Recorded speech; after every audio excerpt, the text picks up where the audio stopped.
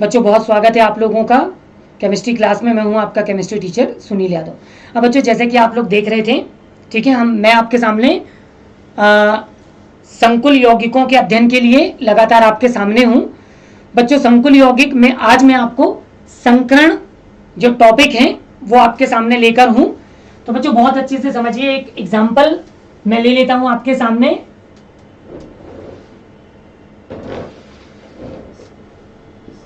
K4FeCN whole number of 6।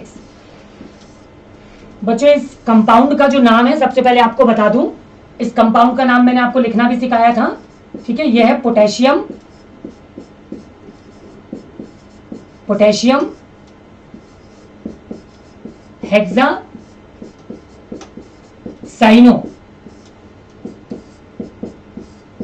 Ferret और oxidation number हो जाएगा इसका 2। तो बच्चों इस कंपाउंड का नाम है पोटेशियम हेक्सासाइनोफेरेट 2।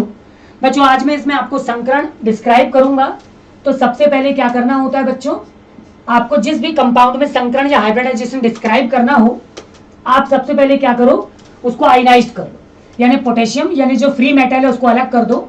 तो आपका जो कॉम्प्लेक्स आयन बचेगा वो इस तरह से बचेगा, FeCN होल नंबर ऑफ 6 और उसके ऊपर प्लस माइनस, सॉरी प्लस नहीं आएगा, माइनस आएगा, तो उस पर हम माइनस चार्ज जो है वो इनबिल्ड कर देंगे बच्चों, ठीक है। तो इस तरह से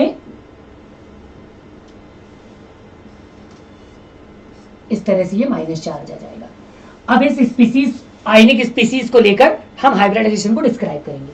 बच्चों कुछ स्टेप फॉलो करने हैं, जिसमें सबसे पहले आपको क्या करना होता है, आपको लिगेंड का निर्माण दिखाना होता है, ठीक है।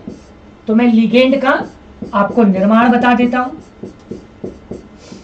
बच्चों लिगेंड हमारा CN है, तो CN कैसे बना, कार्बन का परमाणु क्रमांक 6 है, 2 और 4, नाइट्रोजन का परमाणु क्रमांक 7 है, 2 और 5।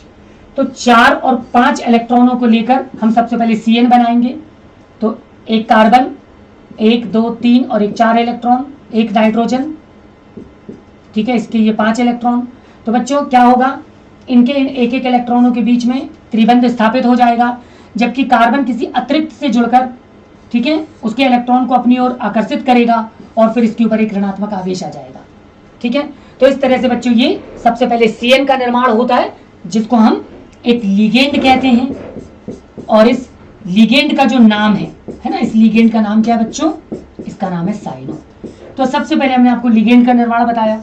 दूसरी चीज बच्चों, लिगेंड के बाद हम FeCMI को लेके चलेंगे।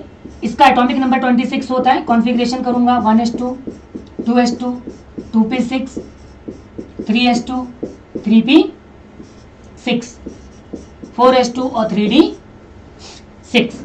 बच्चों इस तरह से आप काउंट करेंगे तो 26 इलेक्ट्रॉन हो जाते हैं। 2 2 4 6 10 10 और 2 12 6 18 18 और 2 20 और 6 26। बच्चों मैं फाइनली डी ब्लॉक के तत्व के वैलेंस सेल की बात करूंगा, तो ये इसका वैलेंस सेल है 4s2 और 3d6। तो संयोजी कोष ले लेंगे जल्दी से, संयोजी कोष। तो फाइनली बच्चों उसका जो संयोजी कोष है वो है 4s2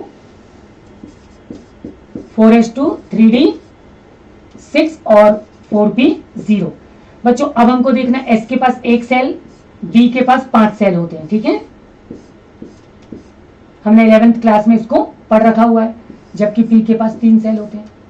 बच्चों हमको ऑब्जर्व करना है कि इसके पास 2 इलेक्ट्रॉन है, तो क्लॉकवाइज एंटी क्लॉकवाइज, इसके पास 6 हैं, तो पहले सभी में एक एक इलेक्ट्रॉन की हम फिलिंग कर देंगे इस तरह से, जबकि हमको केवल खाली कक्षक कितने मिल रहे हैं, 3। बच्चों संकरण की घटना में हमको अधिक से अधिक खाली कक्षक प्राप्त करने होते हैं। महत्वपूर्ण चीज देखिए, इसके नाम से आपको पता भी चल रहा है कि यहाँ पर जो आयरन है तो वो अपनी +2 ऑक्सीकरण अवस्था में है, जबकि हमने उदासीन अवस्था में अभी उसका इलेक्ट्रॉनिक विन्यास प्राप्त किया। सबसे पहले अब हम इसको +2 ऑक्सीकरण अवस्था में ले जाएंगे। तो हम क्या करेंगे बच्चों, तीसरे स्टेप में Fe को Fe डबल प्लस में क्या कर देंगे, बदलेंगे, है ना, बदलना है। ऐसा करने के लिए हम क्या करेंगे, इसको ऊर्जा दे देंगे, ठीक। जब इसको ऊर्जा देंगे तो इसके 4s2 के 2 इलेक्ट्रॉन क्या हो जाएंगे, 4s के 2 इलेक्ट्रॉन निकल जाएंगे। 2 इलेक्ट्रॉन जब निकल जाएंगे तो इसका जो नया प्रतिबिंब प्राप्त होगा, नया इलेक्ट्रॉनिक विन्यास, वो ऐसा हो जाएगा, देखिए के संयोजी को उसको लिखेंगे तो ये हो जाएगा 4s0, एक खंड कोई इलेक्ट्रॉन नहीं। उसके बाद होगा 3d6, इसके पास 5 खंड होंगे इस तरह से। प्रत्येक खंड में पहले एक एक इलेक्ट्रॉन की फिलिंग होगी, एक युग्मित। जबकि 4p0 मिलेगा जिसके 3 खंड होंगे, 3 कक्षक होंगे और भी उनमें कोई अतिरिक्त इलेक्ट्रॉन नहीं होगा। तो बच्चों हमारे पास अब एक खंड और बढ़ गया है, हमारे पास 4 अतिरिक्त खंड हो चुके हैं। बच्चों इसके बाद जो अगला स्टेप है वो ये कहता है कि अब आप क्या करेंगे, अब आप Fe26 को क्या करेंगे, हुंड के नियम के विपरीत, है ना, हुंड के नियम के विपरीत आयनिक अवस्था में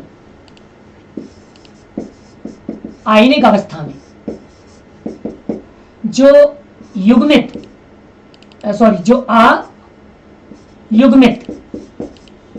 इलेक्ट्रॉन है उन्हें क्या करेंगे, उन्हें युग्मित करना होता है। ठीक, तो बच्चों बहुत अच्छे से समझिए, आयरन 26 को क्या करना, हुंड के नियम के विपरीत, ठीक है, जो उसमें अयुग्मित इलेक्ट्रॉन है ना डी सब सेल में, अब उनको युग्मित करना है। आप देख सकते हैं विन्यास था Fe26 का, मैं केवल वैलेंस सेल बना देता हूं जल्दी से। वो था बच्चों 4s0, 3d6 और 4p0। तो s के पास कोई इलेक्ट्रॉन नहीं था, हम निकाल चुके थे और ये +2 में कन्वर्ट हो चुका है। d के पास 5 सेल है बच्चों और इस तरह से उसके पास 1 2 3 4 5 और एक ये 6, जबकि p के पास कोई भी अतिरिक्त इलेक्ट्रॉन नहीं है। तो हमने बोला है कि हुंड के नियम के विपरीत, है ना, आयनिक अवस्था में अब हमको जो अयुग्मित इलेक्ट्रॉन है उनको कैसा बनाना है, युग्मित। तो आप देख सकते हैं यहाँ पर ये 4 अयुग्मित इलेक्ट्रॉन है, अब इनको युग्मित करना है। तो बच्चों हम क्या करेंगे, इसके आयन से ऊर्जा निकालेंगे। जब ऊर्जा निकालेंगे तो ये इलेक्ट्रॉन जो है वो क्या हो जाएंगे, युग्मित हो जाएंगे। ऐसा करने पर हमको इसका 5वां स्टेप भी मिल जाएगा और Fe26 जो है वो हमको कुछ इस तरह से दिखेगा। तब 4s0, 3d6 और इसके अलावा मिलेगा बेटा 4p0। तब हमको s के पास केवल एक खंड, p के पास वही 5 खंड, ठीक है, जबकि d के पास 5 खंड और p के पास 3 खंड देखने को मिलेंगे। लेकिन अब इसमें सभी इलेक्ट्रॉन कैसे रहेंगे बच्चों, युग्मित रहेंगे। इस तरह से हमको 2 अतिरिक्त खाली खंड प्राप्त हो जाएंगे। तो कुल मिला के अतिरिक्त खाली कक्षकों की संख्या कितनी हो गई, 6 हो गई। तो हमारा सबसे पहला टारगेट होता है कि हम CMI में अतिरिक्त खाली रिक्त कक्षक उपलब्ध कराते हैं। फिर इन रिक्त कक्षकों में अब हमको मालूम है 6th स्टेप पर हमको लिगेंड के द्वारा प्रदत्त, है ना, लिगेंड को जोड़ना है। याद करिए लिगेंड का काम क्या था, लिगेंड क्या करते थे बच्चों, उनके पास जो एकांकीय इलेक्ट्रॉन युग्म होता था वो अपना एकांकीय इलेक्ट्रॉन युग्म CMI को दान कर सकते थे और वो उनके साथ उपसहसूचक बंध बना सकते थे। तो बेटा जब वो इलेक्ट्रॉन युग्म दान करेंगे तो उनको रखने के लिए CMI के पास क्या होना चाहिए, अतिरिक्त खाली कक्षक होने चाहिए। तो अब यहाँ पर पर्याप्त कक्षक उपलब्ध हैं। तो यहाँ पर एक CN इसको अपना एकांकीय इलेक्ट्रॉन युग्म देगा, एक इसको देगा, फिर इसी तरह से बच्चों एक इसको देगा और यहाँ पर 3 अलग अलग कक्षकों में यहाँ पर ऐड हो जाएंगे। इस तरह से ये जो लिगेंड है, 6 लिगेंड प्रत्येक रिक्त कक्षक को अपना अपना इलेक्ट्रॉन क्या करेगा, उपलब्ध कराएगा और उनके साथ जुड़ जाएगा। और बच्चों इस तरह से जुड़कर हम देखेंगे कि इस तरह से जब इनके बीच में जुड़ाव हो जाएगा तो आप देखिएगा यहां पर क्या हो रहा है, एक s ऑर्बिटल, ठीक है, और 3 p ऑर्बिटल और 2 d ऑर्बिटल मिलकर क्या कर रहे हैं, संकरण की प्रक्रिया में भाग ले रहे हैं।